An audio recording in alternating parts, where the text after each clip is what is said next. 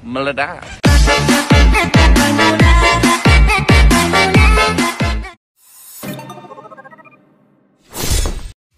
Investor retail banyak yang mengira kalau IPO Airgas ini bakalan ngegas, tapi ternyata gasnya meledak dan membuat portofolio kebakaran. Lalu fakta-fakta apa yang bisa kita temukan pada IPO saham ini dan pelajaran apa saja yang bisa kita ambil? Yuk kita bahas. Tapi sebelum itu pastikan kamu udah subscribe dan nyalakan lonceng YouTube Meja Saham.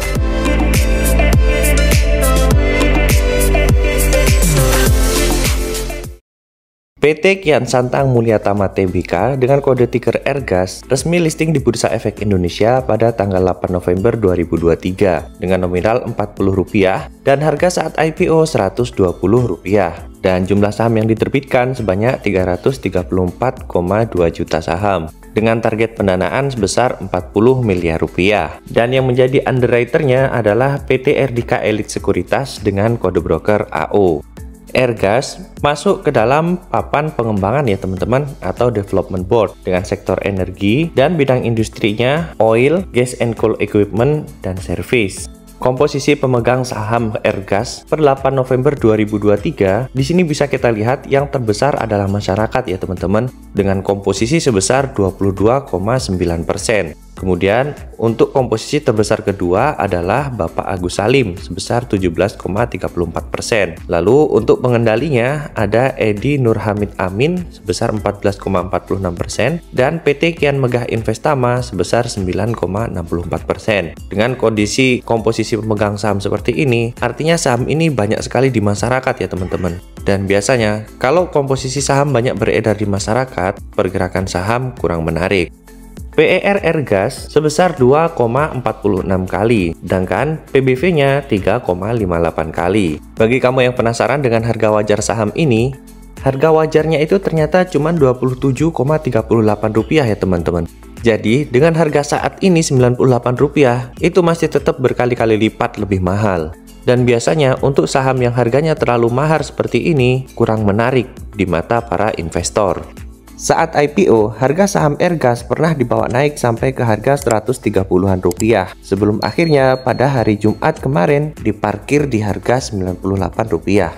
Dan jika kita lihat pola transaksi pada tanggal 8 November 2023 saat saham ini IPO, bisa kita lihat underwriternya justru jualan ya teman-teman. Di sini Erdika Elite Sekuritas dengan kode broker AO jualan Rp19,9 miliar, hampir Rp20 miliar ya teman-teman. Dan yang menjadi pembeli adalah broker-broker yang biasanya digunakan oleh para retail seperti XL Stockbit sebesar 3,2 miliar, CC Mandiri Sekuritas 2,8 miliar, XC Ajaib Sekuritas 2,7 miliar, dan YP Mirai Aset Sekuritas 2,1 miliar rupiah. Kalau melihat data transaksi ini, memang kelihatannya di hari pertama ini para investor retail semangat sekali untuk beli sahamnya. Dan dengan begitu, bandarnya dengan senang hati untuk jual-jualin barang yang dia punya. Kemudian, jika kita lihat transaksi pada hari berikutnya, yaitu di tanggal 9 November 2023, broker-broker yang biasanya digunakan oleh retail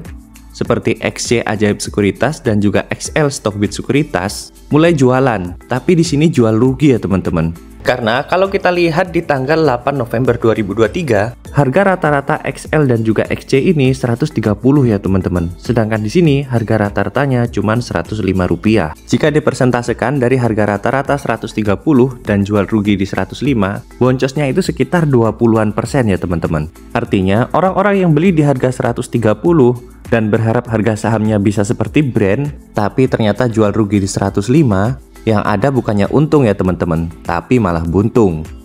Saya mau tanya dulu nih ke teman-teman, mentalnya masih kuat nggak sebelum saya masuk ke analisa selanjutnya? Silahkan tulis di kolom komentar ya.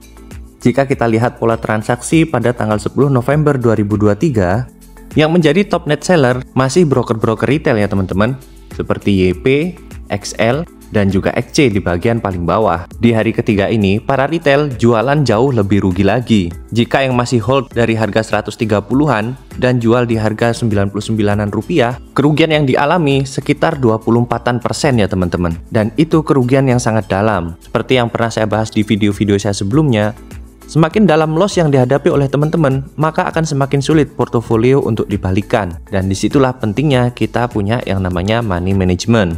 Dan jika kita hitung total penjualan dari pasar reguler yang dilakukan oleh Bandar dari tanggal 8 sampai dengan 10 November 2023, total dana yang terkumpul sebesar 20 miliar dengan rata-rata harga penjualan Rp130. Wah, ini mantep bener ya teman-teman jualannya. Perlu teman-teman ingat, saat IPO kemarin, saham ini juga menawarkan waran dengan rasio cukup besar yaitu 5:3. Supaya videonya nggak terlalu panjang, saya langsung rangkum saja transaksi dari tanggal 8 November sampai dengan 10 November ya teman-teman. Teman-teman bisa lihat di sini, dari transaksi waran, AO berhasil menjual sebesar 2 miliar rupiah dengan jumlah lot sebanyak 1 juta lot. Sedangkan yang menjadi pembelinya lagi-lagi para broker-broker yang biasanya digunakan oleh para retail. Ada XC, XL, YP, CC, dan juga PD. Terlihat sekali kalau XC atau Ajaib Sekuritas belinya paling banyak ya teman-teman. Lalu kemudian disusul dengan XL, Stockbit Sekuritas, dan yang ketiga adalah YP, Mirai Aset Sekuritas. Saya yakin di sini Bandarnya pasti sangat happy ya, karena waran itu kan gratis ya teman-teman dapatnya, tapi bisa jualan sampai dengan 2 miliar. Saya yakin ini pasti sangat happy sekali Bandarnya. Saham Airgas ini peminatnya cukup banyak ya teman-teman. Terbukti di sini terjadi oversubscribe sebanyak 20 kali. Dan jika teman-teman perhatikan pada prospektusnya mengenai penjatahan terpusat atau pooling allotment sesuai dengan peraturan OJK nomor 15 tahun 2020 dengan target pendanaan sebesar 40 miliar, maka IPO ini masuk ke dalam golongan 1 ya, yaitu nilai emisi kurang dari 250 miliar dengan persentase alokasi saham 15% atau 20 miliar rupiah. Di sini ada catatan mana yang lebih tinggi ya teman-teman. Artinya dari target pendanaan sebesar 40 miliar, 20 miliarnya diperoleh dari saat penjatahan atau sekitar 50%-nya ya teman-teman. Lalu dengan begini, apakah Bandarnya sudah untung?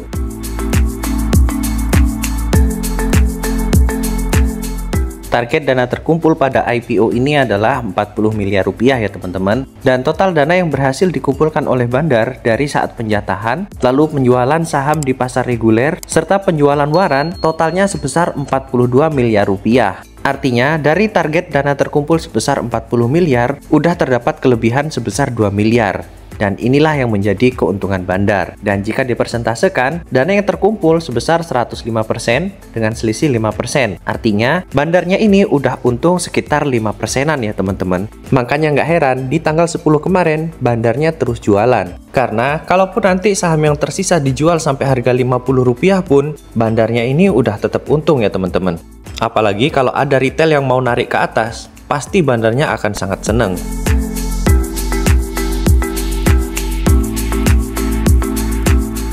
Dengan kondisi Bandar yang udah untung seperti ini teman-teman, biasanya harga saham akan cenderung turun cukup dalam. Dan biasanya baru naik setelah para retail banyak yang cut loss. Hanya saja kita sama-sama nggak tahu teman-teman kapan harga sahamnya akan dibawa naik lagi. Jadi sampai di sini gimana teman-teman? Apakah mental masih aman? Silahkan tulis di kolom komentar. Sebenarnya saya punya keinginan untuk membuat video sharing pengalaman saya mengenai money management anti rungkat. Tapi sayangnya video tipe edukasi seperti ini kurang disukai oleh penonton di YouTube.